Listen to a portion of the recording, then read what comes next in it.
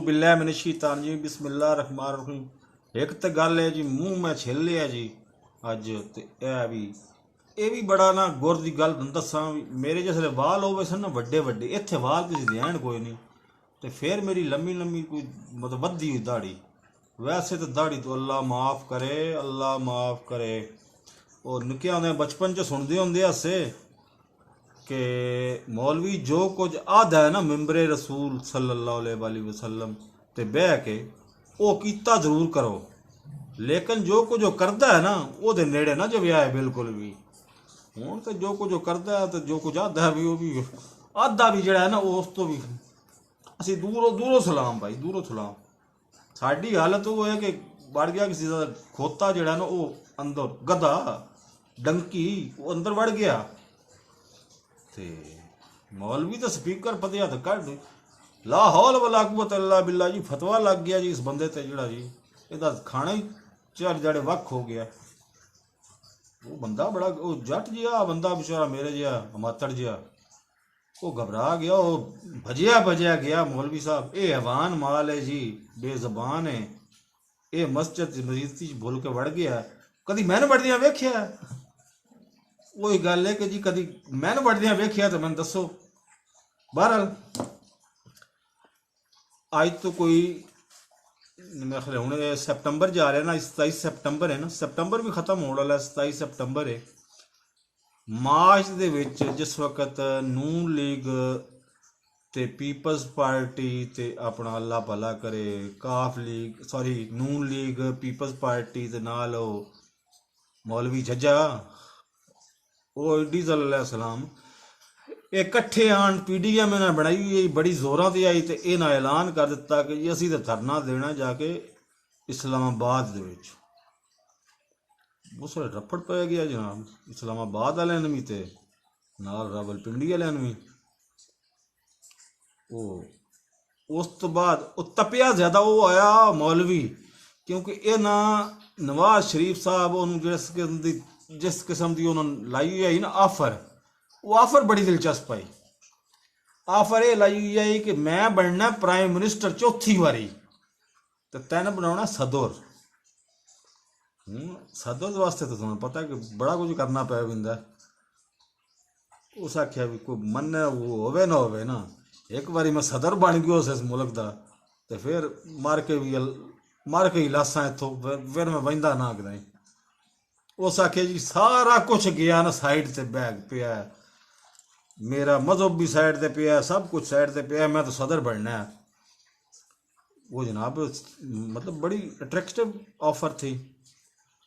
तो उन्होंने जनाब किया जी मैं तो हूँ ये नवाज शरीफ के मशवरे से उन्होंने कहा कि जी असी तो पिंडी भी धरना देंगे बड़ा हैरानगी की गल बड़ा मसला बन गया जी पिंडी भी धरना देंगे पिंडी तो मुराद सीधा GHQ सी तुहानू पता है कि GHQ सामने वड़ो तो थानू मरिंदे इस तरह ना कि बंदा लग पता पैंदा जी पिछले साइड तो 4 नंबर वालों वाह बंजो तो फिर गुजारा हो पैंदा लेकिन अजकल 4 नंबर भी गेट भी बंद है वो भी बड़ा अच्छा अल्लाह का शुक्र है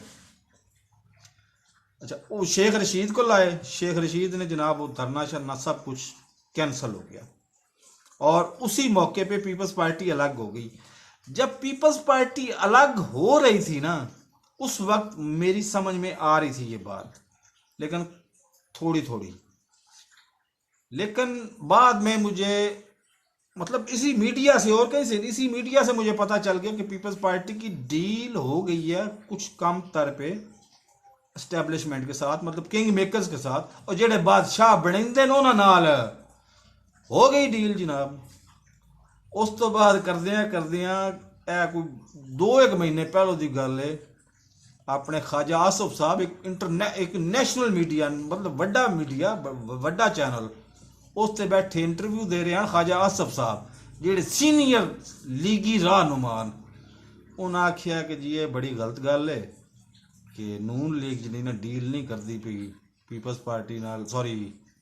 एस्टैब्लिशमेंट नाल ते मैं डर है कि कहीं पीपल्स पार्टी वाले ना डील कर लैन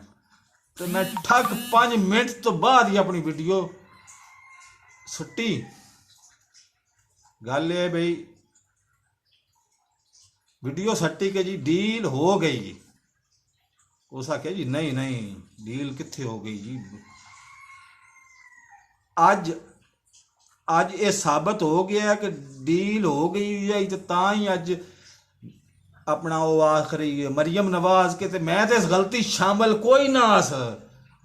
इस दूसरी तोसीह देने के चक्कर च ते फिर दूसरी अपना अज हमजा शहबाज साहब आदे पैन कि जी मैं आदा कि ठीक आई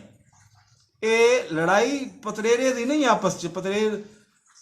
पतरेरा की आपस च लड़ाई नहीं है। असल लड़ाई जी ना वो समझ आनी चाहिए इन्हों ने भी कोई सूटेबल ऑफर नहीं मिल रही। सूटेबल और स्ट्रांग ऑफर मिले तो 1 मिनट लाना है ना भरा तो 1 मिनट गए, लेकिन इन्होंने सूटेबल ऑफर मिलनी कोई नहीं। तो जज्जा जज्जा उम्र 9वें साल गुजार बैठा है,